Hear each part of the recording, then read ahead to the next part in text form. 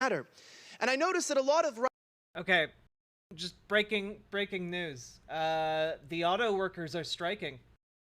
We've got Ford, General Motors, and Stellantis, the largest car manufacturers in America. They gonna be struck, baby. It's the first time in American history all the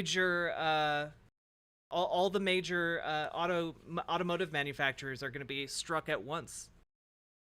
Like, let's go, people.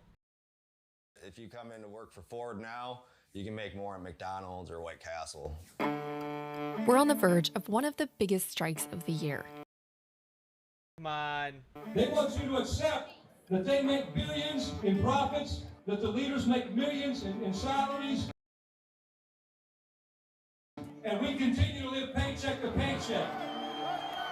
Right now, the United Auto Workers are negotiating a new contract with 3 of the country's top car companies. And negotiations are looking a lot different than they have in years past. I'll tell you what I'm going to do with their proposal. I'm going to file it in its proper place. Sean Fade, in an industry where jobs have been getting worse and worse over the years, this contract could be a historic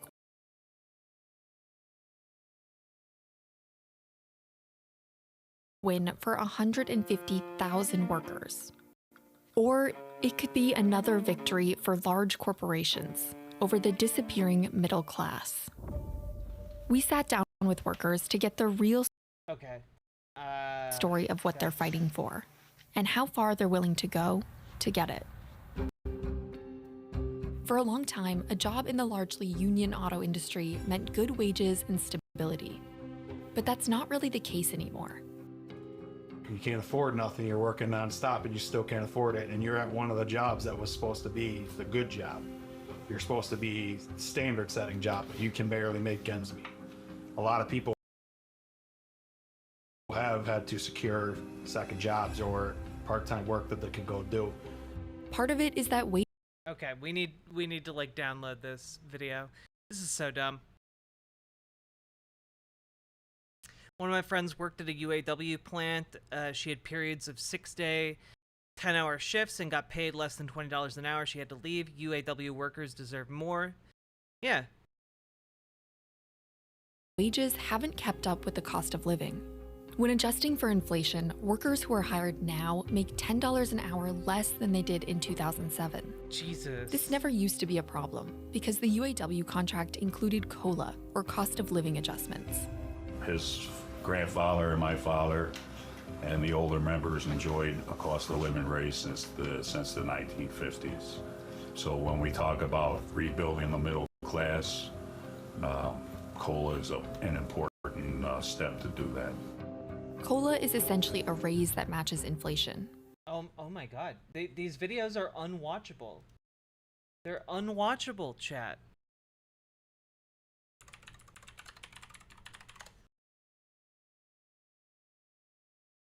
Goodness. Is it on YouTube? Probably, but oh my god. So if inflation is 4%, your salary goes up 4%. GM workers won COLA all the way back in 1948, and in the 1970s, the UAW won it for all members. But when the auto industry collapsed in 2008, the UAW sacrificed these benefits so if the you car come in to companies work for could Ford, recover. Okay, I got it. We don't have to deal with that anymore. You know, all those things were returned. So did I make the sacrifices so Ford can continue to hire people at $16 an hour and not return our COLA? I would have struck then. COLA was not the only benefit lost during the Great Recession. Workers hired before 2009 had pensions, healthcare when they retired, and reached their top wage within 3 years. But workers like Chris, who were hired after the economic crash, didn't get any of that.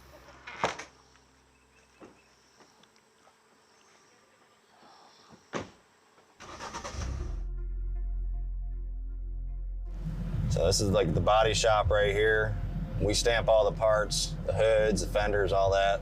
I'm a quality inspector, and that's where I park every single day. It took me 9.5 years to get to top pay. and not to mention going through 4 different plants in 2 different states. Even though I'm at parity in wages right now, I have no guarantee money coming in from a pension, and I have no health care when I retire that's, guaranteed like everyone else. The UAW is fighting to get rid of this tiered system, in which workers doing the same job sometimes have different pay and benefits. It is hurtful to sit next to people and make less than they do and work just as hard as they do, no matter what industry and what you're doing. It really puts a wedge between workers on the floor, and it hurts our union. And it's hurt our union for the last 15 years. Ending tiers brings us back to a fighting labor movement. Right now, the majority of Big Three workers are considered lower tier workers like Chris. If I'm gonna continue to be a part of this workforce that's making the companies record profits, I'd really like to be able to retire with some dignity, pension and some health care, so I don't have to struggle when I'm, 65, 70 years old. There are still others who work full-time, but don't even get the benefits of lower tier workers. I've been working 7 days because I have to, not because I want to, you know what I mean?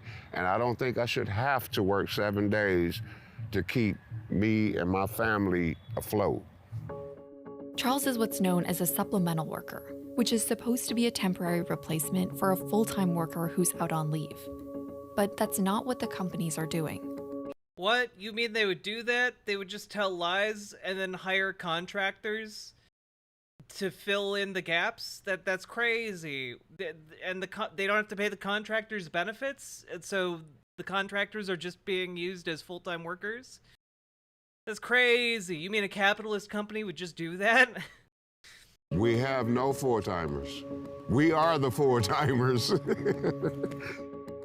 They shouldn't be hiring supplementals to circumvent getting four-timers, but that's what it seems like is happening. By abusing the temp worker category, the companies get away with paying lower hourly wages, offering less healthcare, and giving no retirement benefits, all while demanding the same amount of work from these employees.